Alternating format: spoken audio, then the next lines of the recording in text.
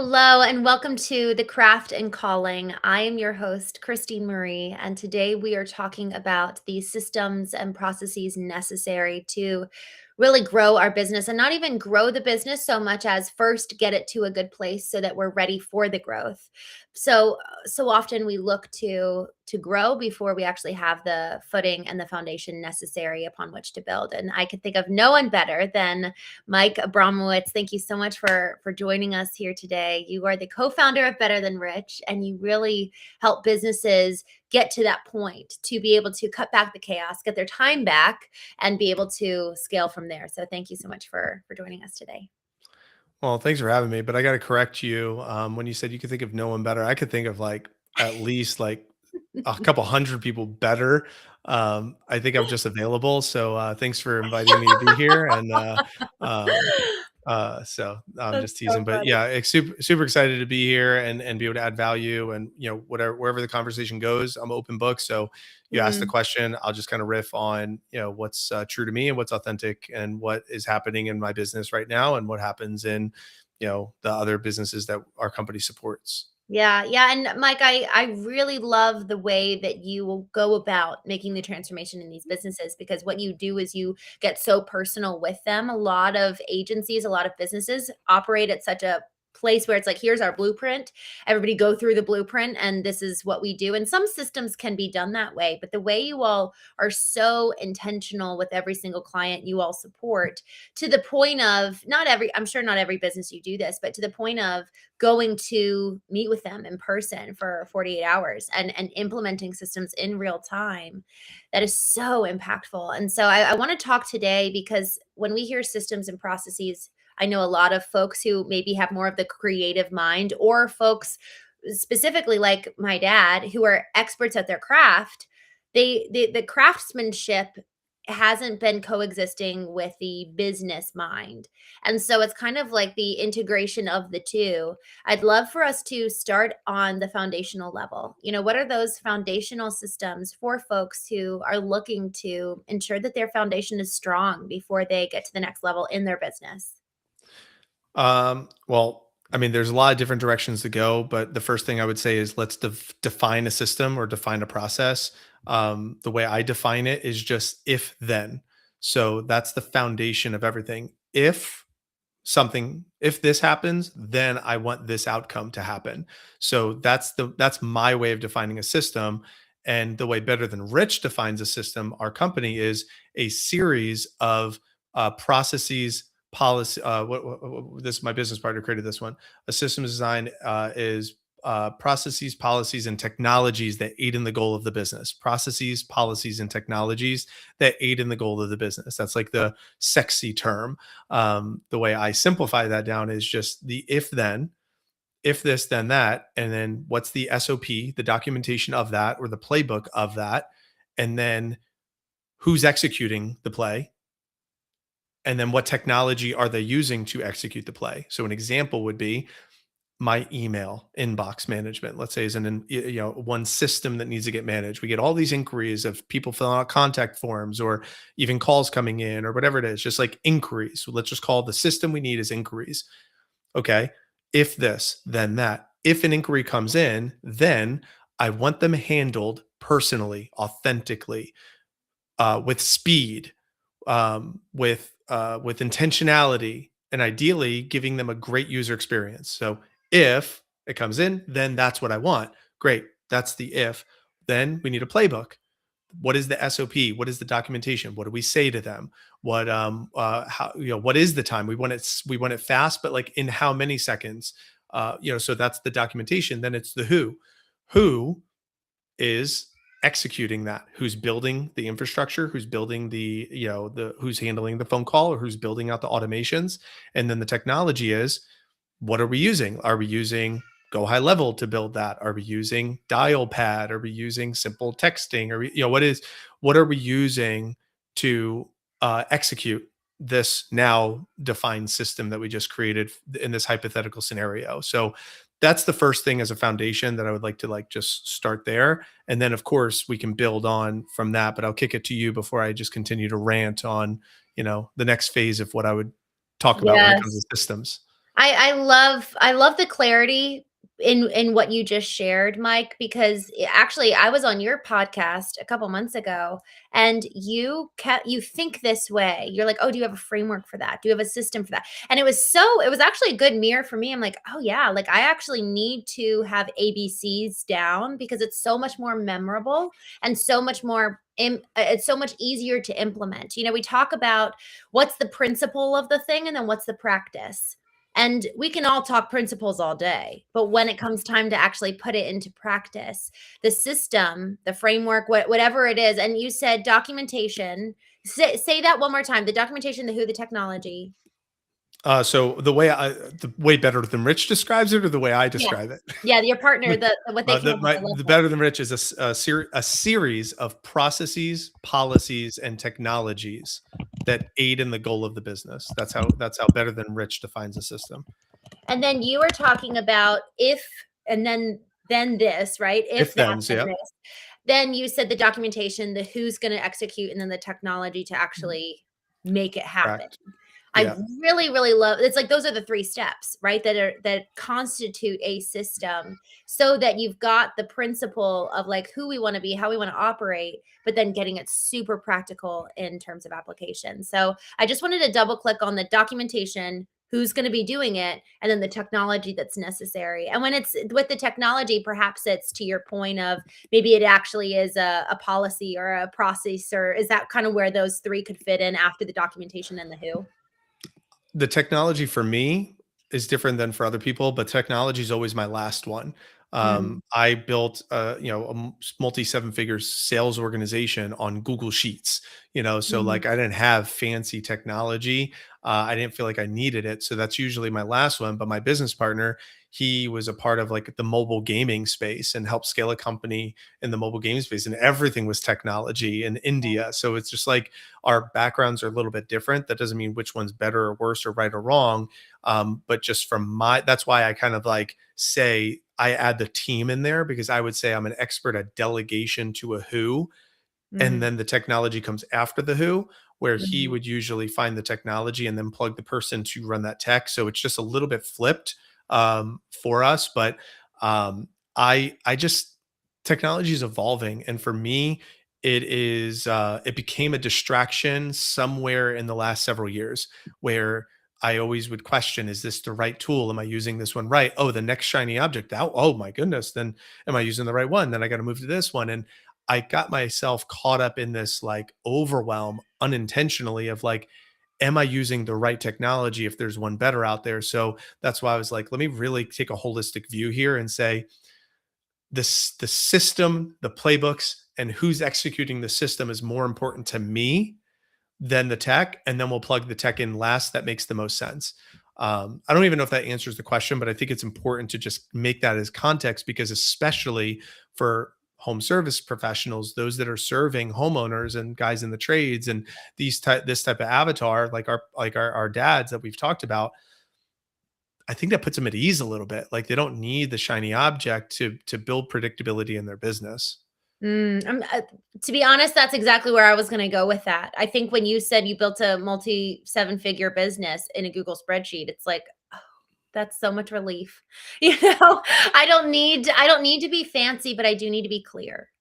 And Mhm. to that point of starting with the documentation and even documentation after, what do I even want in the first place? So getting really clear on what do you want for the customer experience. I'd actually like to talk through, for those of you who heard Mike's initial episode in season 1, we talked about this to an extent, and so I'd like, just for a refresh, the customer journey. Can you go through that? Because we have to have such clarity around what do we want the experience to be for those we serve at every single touch point. So how do you define the customer journey? So the way I'm defining, I have two parts. The way I defined customer journey in the past was very simple. It was attract, convert, onboard, retain. So that was like, again, that was a Better Than Rich framework. That's what we taught a lot of entrepreneurs. Maybe 200 or 300 entrepreneurs. We taught that framework: attract, convert, onboard, retain. Um, in the recent of what I've been working on right now, I've been just really trying to dial that in for the home services specifically.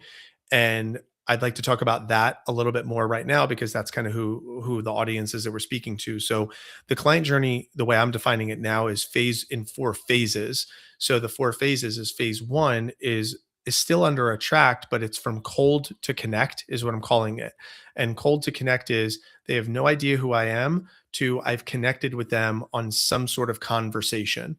So that's phase one. And we could go into these a little bit deeper if it makes sense to, but that's phase one. And then once we're connected, okay, we're having a conversation. Phase two is from talking to walking.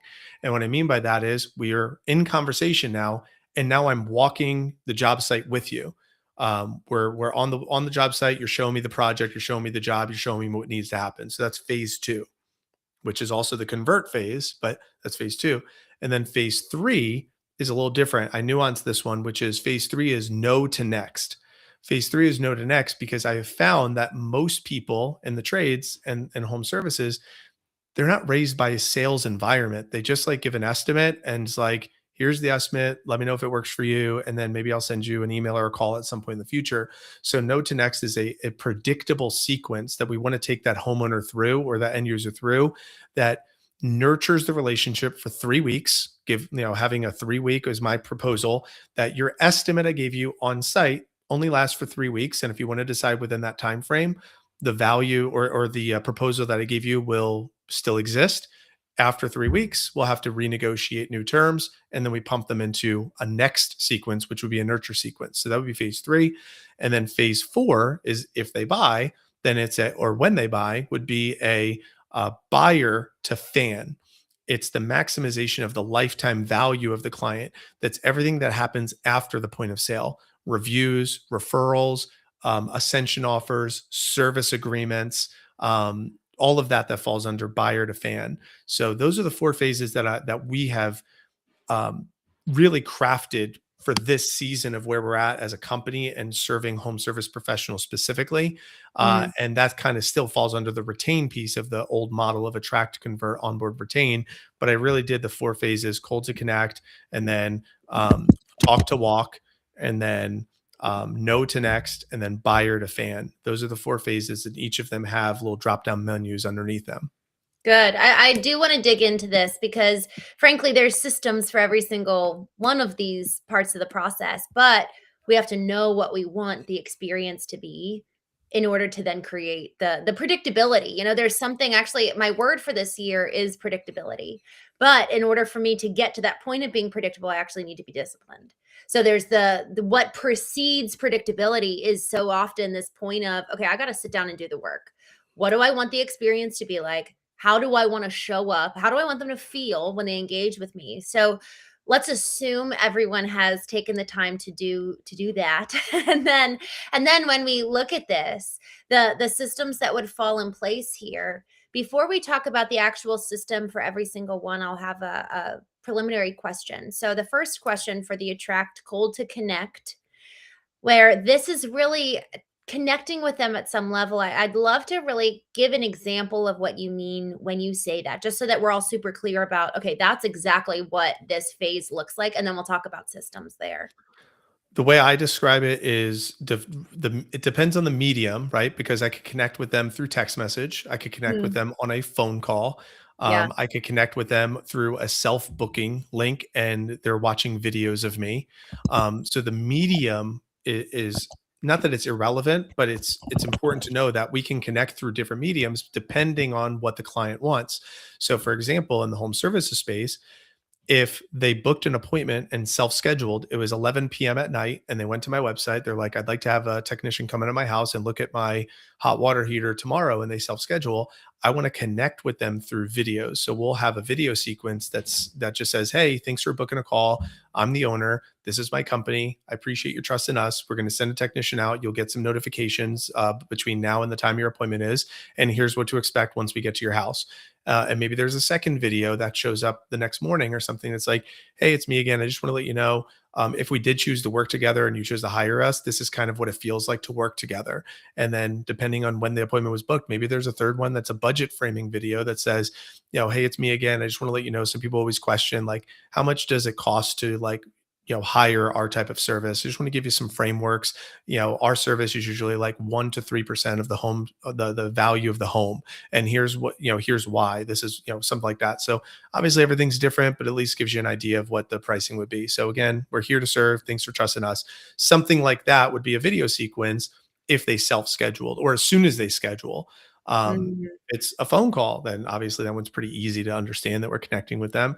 But if it's an AI chat bot, there's at some point we want to let AI transition to a human if they don't self schedule. So the AI could be trained to have a really good, authentic conversation. But if there's ever a point in time we need a human to kind of step in, I think it's mhm, important to be able to do that, just to pick up the phone and give them a call or engage in a text saying, "Hey, you were interacting with an AI, chat that got us to this point, but I'd like to step in. My name is, Susie, and I just want to make sure that we're answering your questions properly. I could give you a call if that's okay, or we could keep this conversation going here on text," right? Like that's what I mean by text. So it depends on the medium on how they're like engaging with the company. But I want to get them into a conversation. And mhm. then once they're into the conversation, then it transitions from talking to them to walking the property with them. Mhm. So good. And I love the examples you gave there, specifically in regards to how the customer is engaging with you. Yes, like the tech side, but also what time of day? What time are they actually reaching out? Are they reaching out within the window of you all are open? Was it a missed phone call and they left a voicemail during your open office hours? Did they fill out a form? Did they call while you were closed? Like there are those different, to your point, if then logic, and then having something very curated for that. And for people who are just getting started, Mike, what would you advise? Let's say that they're doing it all themselves. They're doing it all manually. What would you say is the most kind of foundational system that they could put into place right here, right now, if they don't have a big fancy call center?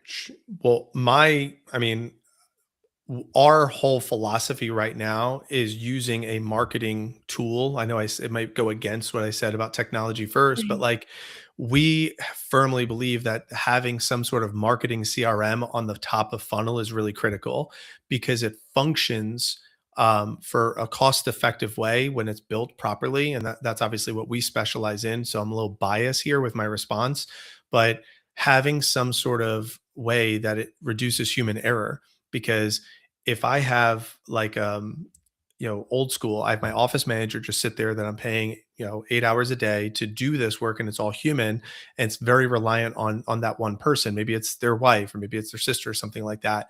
That's okay, but if we do the math, we're paying them 25 an hour, 8 hours a day. That means they're Yeah. getting $200. That's 1,000 a week. So that's $4,000 a month. When a Go High Level CRM is put into place for $100 a month, and then obviously needs to be set up and managed. Now that office manager, instead of them having to field all the inquiries, they can like be supported by this technology that is engaging with the homeowners or the end users in this case. So um, again, I'm kind of sidebarring a little bit here, but one of the things that I'll go in the sidebar and then you can bring me back over. Perfect. One of the things I really love is I would invite the person listening here is we need to be able to know when somebody comes to our website, and we need to know how, if somebody comes to our website, we can get them to raise their hand easily. And there's two different types of people that are coming to your website. There's someone who is ready to give you their money or book a time, and then there's people who are like seeing if you're the company for them. And there's one that's very active, ready to move forward, and there's one's a little bit more passive. And oftentimes, guys, in the trades and the home services, it's usually geared towards the active. Get an estimate, book now, get a Yeah. quote, contact us right away, which is great. But however, if we didn't earn their trust, understanding the 5 eyes of marketing, there's 5 eyes of marketing, another framework. And those 5 eyes are ignorant, informed, intrigued, interested, invested, and we're taking them from ignorant to interested. Essentially, we're saying you don't know who I am, but you should be interested in what I have to offer you. We're missing the informed to intrigued, and that's why having some sort of way for them to raise their hand passively is a really good idea. And that's where like a coupon might come into play.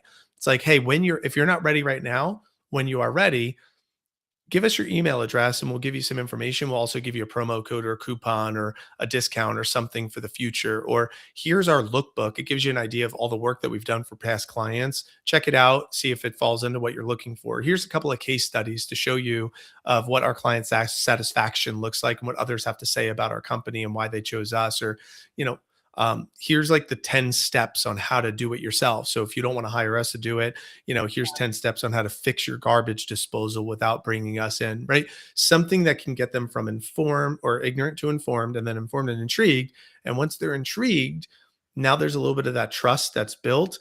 Now Mm, we could take them from intrigued to interested. And in that email nurture sequence with whatever they opted in for, we're sending them videos and emails and text messages saying, hey, did you get a chance to look at the resource I gave you? Just a reminder that promo code is always available, but I'm here if you need me. You can respond to this text message if you have any questions. So all of that automation using your word predictability, it's authentic, it's human, it's time, but there's no human error because it's built once and it doesn't rely on Susie to remember, oh, I got to send that text message to John today, or I got to, follow up with that person. So it takes the human error out of it, which allows us to engage and have authentic human relationships with our prospects, mm. which builds trust, which is what we need to do in a cold to connect phase. So good. I'm so glad you started with CRM. I mean, that really truly is the answer to, okay, what's the number one most foundational thing you can do especially if you're doing it all yourself. So the CRM, customer relationship management system, software, some place where your customers live. And really to your point, Mike, about the manual process, I came in, and this should be encouraging to those of you who haven't done this yet. I came in to be fractional chief marketing officer for a $34 million company, and they were inputting every single lead manually. People who called and people who filled out a form. The form was being sent to a Gmail, and then they manually typed everything into their back end, what they called their CRM was custom built, and it was, so I think that that's partially why it was tricky. But a $34 million company did not have this automated, which is exciting because one, it shows how far they could make it without having it automated, but then it also shows how much further they could go. Like they actually went through this process. We helped them set up the automations and then also helped them set up data capture to be able to then, Mike, they were then able to be acquired, and then they were able to acquire 4 other companies within a span of 2 years. They grew from being 34 million to 100 million within 2 years because of what they were able to do. But there's no way that they could do that without without alleviating some of that is so much work for the call center. That is so much. It's called, like, we kind of think of it as like swivel chair tasks. Like you pick up the phone, you answer, and then you swivel your chair, and then you start putting in all the data, versus having the technology in place where it all is kind of manually put in, and then you have the person who's just doing some minor editing. It's like, oh, that was, it's an R instead of a Y or whatever. So I'm so glad you started with CRM, and you said go high level. That's a CRM that we really like too. And again, it's just the way it works is that you set it up so that if somebody puts in a form and fills out the form to contact you, it's automatically being put into like your house of all your past customers, potential leads, and then you can email them whenever you want, you can text them whenever you want. It's so easy, but it's all stored accurately because you said human error, and there's a reason why these folks feel so much pressure, is because if they do make a mistake, they can lose the entire client if they have one digit wrong or one thing off. So it's really a relief to give our team and ourselves, especially if we're small, the ability to automate that. So I love that you started with that, because from there you can build, and from there you can set up an automated text message saying thank you, saying, hey, we got your message. I love, Mike, your recommendation on having a video sequence. What is the very first thing that happens to the customer once they do contact you? What's that next step? Are we building trust with intention? So thank you. I loved your answer there. For number 2, moving to the next step of the customer journey, which is convert talking to walking. So this is, they've scheduled the appointment, and now you are moving from kind of almost like being behind the screen to physically with you. Can you talk a little bit about that in terms of giving an example, and then also what's the kind of number one system you recommend? 100%. I did want to satisfy my curiosity. You said a $36 million company. Do you have any idea approximately the average order size, like of the services that that company was doing? Yeah, the lowest service was about 1,800. So, and that just, I just wanted the listener to get that and myself as well. Mm. So it kind of gives you an idea because it's like if I listen to $36 million, it's like great, but they're doing $2 million contracts. That's only No. 18 clients, right? I had a feeling that was going to be the case. So with an Yeah, $1,800 good average point. order size to build a $36 million enterprise on the spreadsheets, that Mhm. gives a lot more context to the listener of like, Yeah. okay, Having I, hundreds I and hundreds of projects every year. correct. Yeah. Yeah. I had a feeling, so I just wanna make sure. So, coming back to the question, talk to walk. So, the talk to walk, okay, we talked, we had a conversation. I personally like a discovery call model for luxury home services. It's obviously different for emergency home services because emergency home services, they're like, "Just fix my thing. I don't really care about you. Just do good work." But luxury services, if meaning like the average ticket is like 5 to 50,000. So if it's like a 5 to $50,000 roof Right. or outdoor lighting, landscape architecture, you know, something along those lines, custom pools, custom baths, you know, those types of things, we do want to build a relationship with them. But if it's like fix my air conditioning unit or my heater or, you know, my dishwasher's broken, like I don't really want to build a relationship with you. I just want you to do good work. So it is kind of important, a little nuance there. So we like a discovery call model for the luxury services. Mm. If they're working with a homeowner that's probably living in a $750,000 plus home and they want a 5 to $50,000 type of thing, what is a discovery call? It's a phone call or a Zoom beforehand to do two things. Number one is to qualify them before we send technicians or salespeople or anything out to their house. So that way, you know, we're not wasting resources on looky loos. You know, they're just trying to shop on price. They don't really care about quality work. They just want the show is the cheapest thing. They want to get like these free designs and, you know, they can tell us to go kick the curb, right? Like we want to establish some qualifications, but then we also want to establish expectations of what's going to happen if they choose to work with us. And that's what that discovery call does. It's maybe 15 or 20 minutes. There's an outline that we like to, you know, encourage our anybody that we work with and engage with to follow. And the outline's real simple. It's like, this is a pre-frame. Hey, thanks. I could give, do you want me to go through that or is that not needed? Okay. So like a pre-frame. So it would sound something like this. So like Christine, thanks so much for, you know, booking the time with, you know, Marvelux Landscape Lighting. We're super excited to have you. I just want to let you know this call is really easy. I'm just going to ask you a couple quick questions about your project. I'm also going to just tell you a little bit about how we work and how we do things. And then if it's a good fit, we'll set up a time for one of our experts to come to your house and walk your property with you and just learn a little bit more about the project. And ideally, we should be able to give you an estimate right there on the spot if possible. But Mm. today it's just going to be a pretty casual conversation. So first, tell me a little bit about your project. What has you looking to do that right now? So that would be like the pre-frame. And then it would be more of like the discovery, asking questions like, tell me about your project. What are you looking to get done? Why is it important to you? What's your Mm. urgency? Like all the questions that we might ask like later, we just want to ask right now. And then then we'll go into a budget framing. So then it's after all the discovery, I asked you all these questions about your project. I'm like, cool. Based on all the information that you gave me, more than likely a project like that is probably going to be between this range and this range. Obviously, I have to see it and we custom build some stuff. Is that about what you were expecting? And if they're like, whoa, no way, that's not what I'm expecting, at least I could have the conversation now before we go spend resources driving there and all this stuff. If Yeah, they're like, yeah, that's about right, it's like perfect. Then after so that good. phrase, now we're going to go into starting to schedule the on-site, and the scheduling the on-site looks like something like this where it's like great, well it seems like we're aligned up, seems like everything is in sync. So what I'd like to do is set up a time for one of our professionals to walk the site with you. We just want to make sure that all the decision makers are going to be present while we're there, so that way we could try to get everyone's input, and also ideally be able to start the project sooner than later because you said that's important for you. So that way we avoid delays. So when we find a time right now, can we just make sure all decision makers will be present? So that's like a pre-frame to help support the Good. closing process.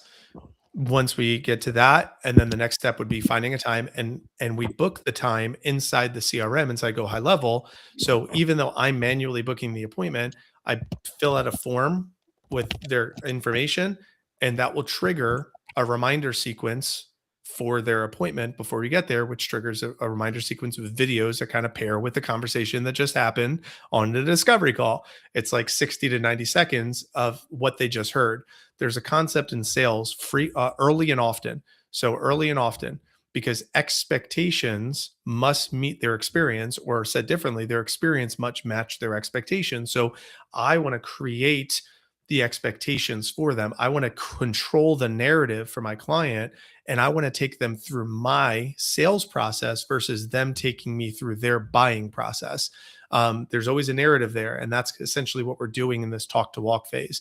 And then once we get there, we have our process. What's the process? What do we do when we get to the door? We like to have like some sort of pamphlet or something that we give to them, like a leave behind piece that they're holding while we're doing the walk. Ideally, depending on the service, we'd like to try to have an iPad and show them on the iPad, hey, just so you know, this is how today's going to go. We're going to step one, we're going to walk the property. Then step two, I'm going to take all that information. I'm going to go to my truck. I'm going to come up with an estimate or a proposal. You're going to sit at the table. I'm going to have you fill out some stuff or maybe watch a video of some stuff. And then step three, I'm going to meet you at your kitchen table and then I'll give you the proposal. So I'm already creating an expectation, showing them some pictures on the iPad. And then on my iPad, it's like, cool. So let's walk your property. And then I'm asking questions of what I would usually do. And the technicians are already experts at that. And then it's like, cool. So I have all my questions answered. Ideally, I'm filling out all these responses inside of either the CRM, but ideally, we have it separated. I know I'm talking a lot here. I'll come up for air in a moment, but we like to use an FSM, a field service manager, while we're doing the talking and the walking, because a field service manager is where the marketing engine of the CRM passes hands to Mm, the fulfillment end and the operations side. The operations side, we like to use like a Jobber or a House Call Pro or a Service Titan or a Service Minder or Leap or any one of these for the field service management. They do a better job, in my opinion, with the dispatch. They do a better job with the proposals and stuff like on the fulfillment side. So that's typically what we have found. So they're taking all those notes in FSM. So that way, when they get to their truck, boop, boop, boop, they take all that information and it could easily spit out a proposal from that iPad on the notes that they were taking. And then the last piece of this, and I'll kick it to you. Then they go back to the kitchen table. They show them the proposal. While they're in the truck, our little secret sauce is we like to create a video that is, again, controlling the narrative. That's like, this is why people choose us, testimonials of what people have to say about using us, and then something that says a little seed plant about our referral program, depending on the industry. So that way we at least seed, we get reviews, we get referrals, and why a lot of customers choose us. So it's controlling that narrative in that video. And I could go into more, specifics there, but that's what we like to do. We get to the table, we present it, we have an outline of how we present it, present the offer, and then we let them know it's like, this is our deposit program. That's what you'd put down today, and then you pay the rest later. And last thing is a triple option close. We like to do 3 options. The first option, this is everything you said you wanted. The middle option is what I recommend. I know you said you liked that, but it was a later thing. That's the middle one. I'd recommend just ripping off the Band-Aid doing that. But I also wanted to show you a dream option. This is like if you were just like dreaming, I put something together for you just so you could see. So there's the dream option. That would be this price or this much monthly. There's the low option, which is everything you just wanted, your basic, but then they put a recommended one with those extra couple mhm. things that you liked. Out of those 3, which one are you leaning more towards? You like the recommended? Let me show you exactly what comes in the recommended. Great. This is the deposit. But does that work Mm, for you? So this is like a very predictable sequence in the talk to walk phase that is like step by step sales process, predictable, documented, iPad. That way I can take someone who's not very sales trained in the trades, but give them a sales process that they could rely on with how having to mhm. be a salesperson. Um, Yes. and we're seeing some really cool success. One story is like we had a guy who had he had like 2 sales and 13 on-call visits. We built this for him, and the next ones he went 8 for 8 on the next one. So it was like bang bang. It was really cool. Wow, So that's so huge. we you know it's fun to kind of like take people through this and install this into their business for them. All right.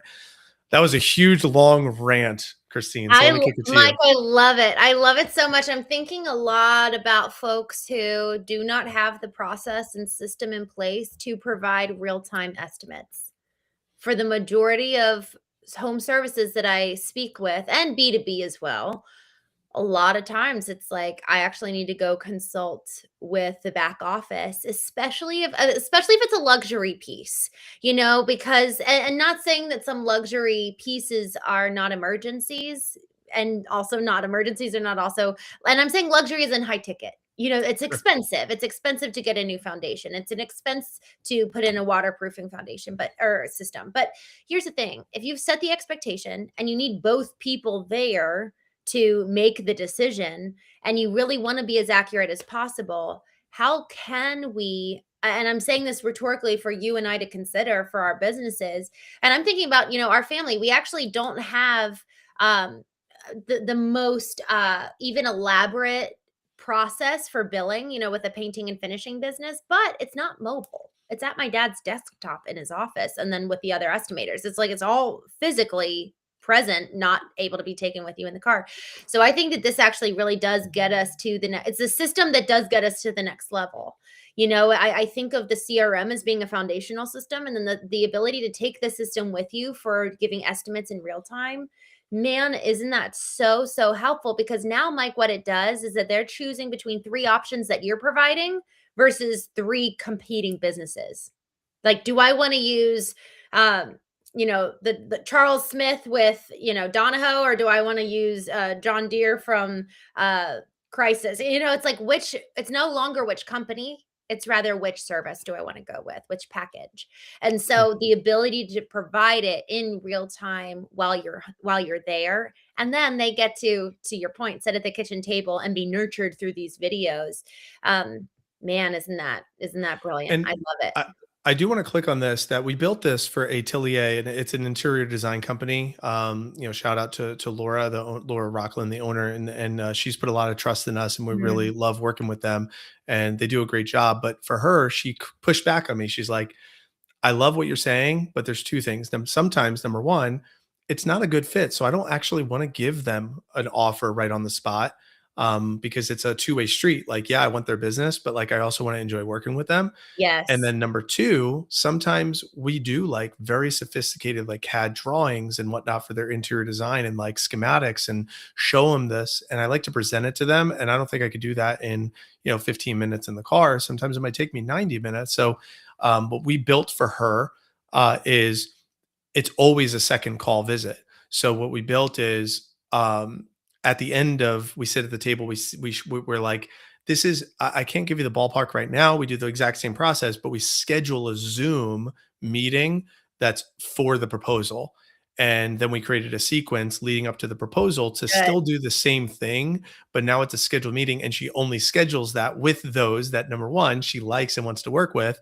And then number two, it just helps her buy back the time, so she doesn't feel rushed to do it like in her car Mm. that's in the driveway. So we modified it. So I say that because what I just shared, there's a system and then there's also an exception, Mm. and we build for the 80%, and then we make exceptions for, when it makes sense to. And I think that's the beautiful thing about business, right? There's different plays in football. There's a play for fourth and goal, and that's a different play than, first and 10. And we have different playbooks that we can kind of pull from, and we have to be flexible, but we also want to have predictable at the same time. I love it. I love it. And to that point, you're scheduling the meeting before you leave rather than almost like leaving it up to chance. So like Oh hopefully yeah. we'll be able to get in touch, and hopefully we'll, so I love the system of scheduling it before you leave. It's all about predictability, really. And the result of being predictable is peace. You're clear, there's no chaos, They experience someone who's really grounded and somebody who's like, "Oh, this is just," it's like you feel safe. It's like a kid, they actually perform better within the confines of boundaries. And so if we're coming in with our system that's just, man, it's so minted, they the customer feels the sense of safety and peace in that, like, and then that also sets the expectation that this is what the job is going to feel like, because the initial aspect is so well executed on. If someone's, and I had someone else here on the show, they were talking about early on in their cleaning business, they'd be running a job, taking calls. Like, "Hey, I'm on a job, I'll call you back." It just doesn't feel as, peaceful for the homeowner, now I get to have the expectation set on what the experience is going to feel like if I work with you, and that this initial first 2 phases is so important. So, I love that, Mike, having the exceptions to the system. So, moving on to, the 3rd step, no to next, a predictable sequence that nurtures. This is kind of like in between that time that they're making the decision. Can you talk about that along with an example? I kind of alluded to that one a little bit. This one is overlooked. It's the follow up. It's the kitchen table. It's real simple. This one is we like a 21-day sequence that has the estimate, that's the proposal that's inside the emails. There's emails and text messages, and we have I actually have a resource. I haven't given it to anybody, but like if somebody wants it, I can give it. Like we're going to be launching it in like maybe March, but it is a 35-page client journey resource that I just finished. I just haven't released it yet, but it breaks down like the scripts and the steps and exactly what it's supposed to look like. I don't know. I could definitely share my screen, at least pull it up if you want me Yeah, to do let's do that. it. But Thanks, Mike. um, I love that. Yeah, if you feel comfortable with it, y'all, we're getting yeah. a sneak peek into genius. I So love this it. is um, I'll pull up that resource, and you'll have to forgive me if I am not savvy on your I know we're both practicing here.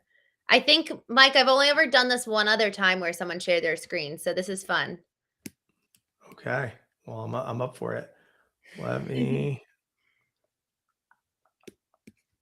So it's called the client relationship journey playbook, and let's see if that works. Is that working right now? Yep. All right, so now I am going to do this. There we go. All right, take it away, sir. So this whole resource, like I said, it's a full resource that to fix the 7 biggest leaks in your talk to walk phase. That's the whole resource. But one of the things that I do here at the bottom of this is um, I have all these scripts that I created of like handling the objections, but this is how you end like the not now script as an example. So final script after the 21-day sequence is ended. Oh, here's the 21-day estimate follow. Okay, this is where I wanted to be. So this is what it looks like. So day 0, they get an email and an SMS delivering the quote and outlining the next steps. Day 2 is an email with social proof and reassurance. Day 5 is an email, what makes this different. Day 7, an email and an SMS, client stories and quick check-in. Day 10, an email plus value versus price reframing. Day 14, an email with an SMS, gentle deadline and reminder. Day 18, email with what most people regret education. And day 21, an email and SMS final check in before closing the file. And these are just some examples of what those would look like. So an email Mhm. would say, like, your quote and what happens next. Thanks again for the opportunity to help with the brain project. Attaches your custom quote. Here's what happens next. Review it. We answer any questions. And when it feels right, pick a date and we'll get you scheduled. And why others choose us. Here's a day 2 example of an email that you could just plug in. So this resource that I created is something that I think any home service professional that wants to just like support the no to next phase. Right. You could say you don't need a new brain to run a simple automation. It's just really easy. And I tell them it's like just go high level. And then even having this resource, this is how you set up the basic, that you triggered the estimate and then wait 1 hour, wait 2 days, wait 3 days. Like here, this is how you set it up inside your go high level. It's really, really Mhm. simple. Um, and then just some testimonials of some people who hired us to build this for them. So, and Nice. then they could schedule, some sort of audit. But I'll stop my Oh, screen boy. share. I don't know if that worked, but so ultimately, that should answer the no to next phase. It's a very predictable. And then after that, after the 21 days, we just jump out of the sequence and we put them into like a typical nurture, like a newsletter. Maybe it's every, holiday or Mhm. every couple of months or something like that. Just set, circle back. So good. Mike, I would love if you're up for it to come back on the show and move through that once it's popular and not even popular, but once it's live. Once you let the cat out of the bag. Thank you so much for giving us a sneak peek. I love the visual. It's so easy because you hear it and it's like, wait, this is all rather elusive for those of us who haven't ever done stuff like this before. But man, isn't that nurturing so important? It's all about delivering on the experience, you know? People are so, especially with luxury products.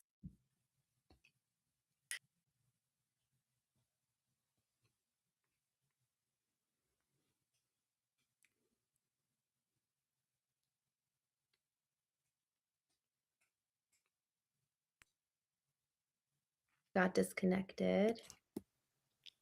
I'm back. I saw my internet was like, "You're reconnecting." So sorry about that. But it's experience is more important than ever before, especially in the age of AI, where there are a lot of automations and people are all sounding like each other.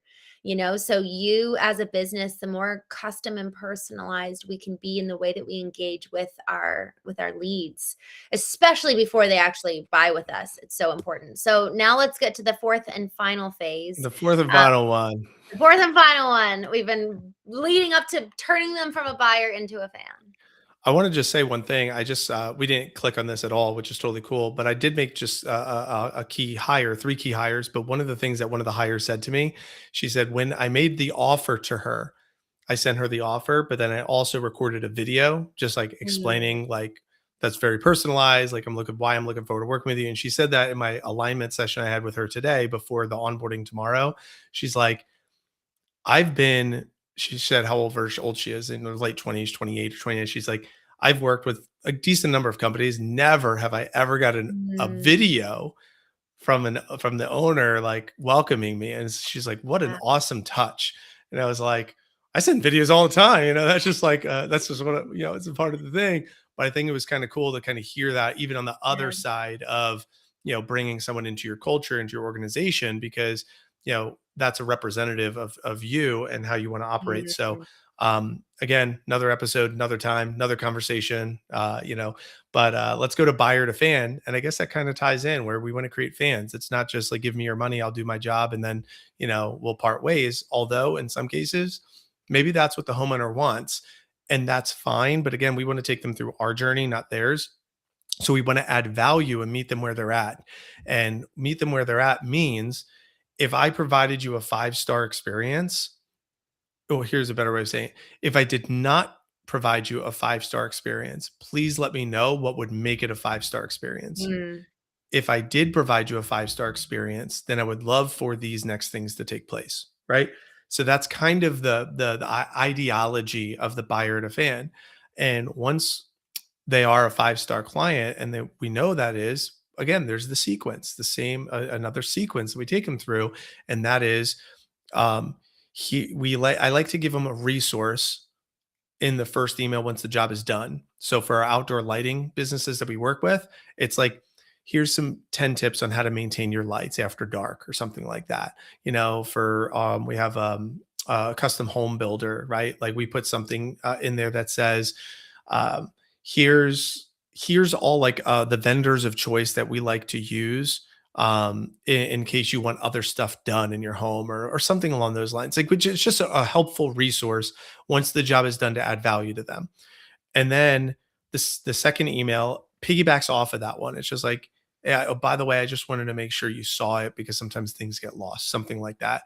And then maybe like a week later, it's something like, um, by the way, maybe it's a couple days later. It's like a give asking for a review. Here, just click this link. If you gave a 5-star review, that makes it easy for them. These are emails and text messages. And then after they give a review, it's like a branch. If they gave the review, then ask for the referral, something along those lines. And then we have a mhm, referral process of like, by the way, if you would like to make some introductions, click a link, enter their information here. This is our referral program. Then the person they refer goes into a custom sequence that says, hey, name, You were introduced to us from name. We wanted to give you this free resource and a promo of like, if you wanted to check us out, here's our lookbook, here's some of our work, kind of ties them back into like the top of the funnel, but in a like a custom authentic way with the referrals. And then the last piece is our philosophy is setting up an 11-month visit. So with the home services, we like to use an 11-month warranty or a 12-month warranty for labor. So all the labor is covered for 12 months. So we want to get back in their home at month 11 to just double check to make sure everything is still good as an extra service. And then while we're there, we'll offer them a service agreement. It's like everything's good. Just, if anything changes in the next 30 days, let us know, but everything's good. Or, hey, that bulb is out, or that's actually not working. That's under manufacturer warranty. We're going to take care of that for you. Nice. Um, However, this is my last visit unless you want to like pay our fee for service calls, like, and that could add up. So instead we have a service agreement. We have a maintenance program that most clients and most homeowners sign up for. And these are the things you get. You get 10% off materials. You get this every visit, blah, blah, blah, blah. And that's our agreement. We have a small, medium, large agreement, depending on like how large the project is that we did. I think this one probably fits for you. It's a couple $100 a month, or it's a couple $100 a year, whatever it is. And then we sign them up. And the goal would be, could we get 70% of every job that we complete to sign up as a service agreement Mhm. for providing them like white glove extra experience? They don't have to go all the way through the journey again. They just have like more of a direct line, more direct experience, and we're the provider of choice. So it is like a sales presentation on that 11-month visit. And Yeah. here's what we have found. This is the best part for you, Christine, but also the listener. We did this with Elegant Accents. It's a landscape lighting company in Tampa, and they got back into doing the sequence. They got back in front of 192 homes of people that they already sold Wow. to on the 11-month, right? And in the 11-month sequence of nurturing the relationship, plus the actual visit, they ended up selling it was like over six figures that they sold. It was like $102,000 in 9 months, but that's 10% of their annual revenue. They were doing $1 million. They added on 10% with no extra ad spend just by Mhm. getting back in front of people that already bought from them. And it was a Mm. 9 month of tracking this because So people cool. were like, "Can I buy an audio system from you? I saw you guys do that," right? Like, "So, can I add on this thing?" And then one of them was even a gift. They were like, "Can I buy, like, holiday lights for my kid? Would you guys do that?" It Oh, was I just like love by it. staying in contact. That's what I mean by buyer to fan. It's Yeah. like building this relationship with them, um, in meeting them where they're at according to your industry. No one wants to hire a plumber. Like, I don't want to see my plumber because that means something's not working. But how might I be the plumber that they're like, I don't really need a plumber, but I saw that person. Maybe I'm interested in like a water filtration system. I don't know. Maybe I do want soft water in my house. Maybe I'd be Yeah. interested. Right? Like, so how could we be the contractor that they're like, I could find a use for this person because they're in front of me? Maybe. So, Mhm. all right. So good. I love this, Mike. So many people don't pay attention to the bottom of the funnel. It's like, okay, we're done. Bye. And there's so much extra lifeblood to squeeze from the people that we already have done business from. Like, there's so many more ways to serve and to give to them after we've established that element of trust, where it's so much easier to resell than to do the cold sell. And so this is really, I really want to lean into this, the bottom of funnel, y'all, because whether it's okay, what are the questions people have been asking us that could be relatively simple to add as an additional service to our current suite? What are other people in the industry doing in terms of our competitors? Do they have additional services? So, for example, one of our clients that we were working with, they added in a gutter repair system because they would add in redirecting the water away as part of their waterproofing system. But once they're up there, it's really easy to just clean the gutters. And that's also an additional touch point to come back and revisit the house. And hey, while I'm here, let me check. the different parts of your house to make sure it's fine. So, what are the things that would help get you back in the door? In addition to that, maintenance program is so, so, so helpful. There was, I drew this little schematic just as a visual for one of our clients and encouraging them to just think bigger in this way. And it was like, right now, your customer life cycle, the lifetime journey is about 12, maybe 12 weeks, if not normally like 6 to 8 weeks. Then they're done. You could extend this to be years upon years because not only is your client your customer, but the home is a customer. Now you've got two completely new verticals if you set it up so that you actually are in relationship with them and you find out that they might move. Well, now you can introduce yourself to the new homeowner and you can follow them with them. You can follow them where they move. So there's so much here. So Mike, I absolutely love what you're doing. We do Foundation First is paid advertising where we bring the leads in. But man, that is such just a small piece to the puzzle. Everything you're doing is so critical to actually move them through the customer journey where we're delighting them and we're building the trust that allows for the experience and also the referral side. It's much cheaper to do this in the long run of what you're doing than to pay for a new lead every month. There's a place for that for sure. But what you're doing, I think every single business should invest in. I would maybe even risk saying before spending money on ad spend, like, get your back end good. I, you know, we one of the slogans that we're gonna have for this new offer when we launch it and everything is gonna be, "You don't have a marketing problem," right? Like, Yes. that's like the big so, it's like, "You don't have a marketing problem." I have Yeah. to maybe you could even help me with what's the next part of the dot, dot, dot. It's like, you have a trust problem, or you have a follow-up Mm. problem, or you have a relationship problem, but, like, if it's one Yeah. none of those really land 100% because it's like, "You have a relationship problem." It's like, what does that mean? Like with my wife, right? Like Yes. that's you have a Well, trust problem. I don't have trust issues, right? Like it's like there's I don't know what the rest of the hashtag is or like the like Mm. the catchphrase, but it's like you don't have a market problem. We know that, but it's like what? So what are I you think trying to it's an tell me? experience problem, Mike. I think you have an experience problem. You're not What do creating you an mean? experience. I have a ton of experience. I know how to do my trade. I'm really good at fixing the thing. I have a lot of experience. My team has a ton of experience, right? I'm just being like tongue in cheek, but That's like a really, really good point because it's not clear enough. That's so true. And really when you lean into it, it is that when they come in, there's so many broken steps. and hey, in 50 minutes, I could do a great job at explaining what I do.